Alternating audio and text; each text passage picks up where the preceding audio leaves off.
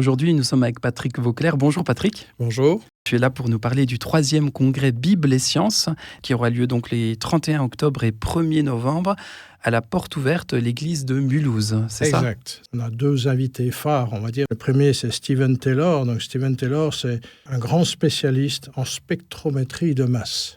Il est à l'université de Liverpool et il dirige tout le groupe de spectrométrie, donc qui est entre autres spécialisé dans toute la datation. Et il va nous apporter des conclusions qui sont assez surprenantes sur la datation de vestiges de dinosaures, où ça a fait l'objet de polémiques monstrueuses, parce qu'on a retrouvé des restes qui ont été datés, non pas de 60 ou 80 millions d'années en arrière, mais de quelques milliers d'années. C'est le coup de pied dans la fourmilière, parce que ça veut dire que les dinosaures étaient là à l'époque historique.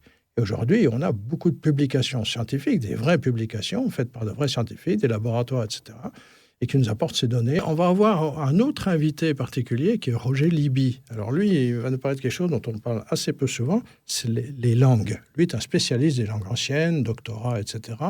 Et il a étudié l'évolution des langues. Et c'est frappant, là encore, parce qu'on est exactement à l'opposé de ce qu'on imagine.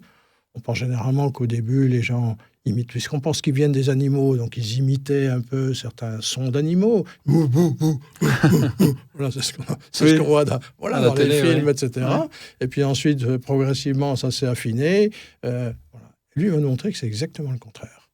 Qu'en fait, à l'origine, il y avait des langues qui étaient extrêmement évoluées, extrêmement complexes, avec beaucoup de subtilité, de nuances, et que toutes les langues humaines se sont appauvries progressivement.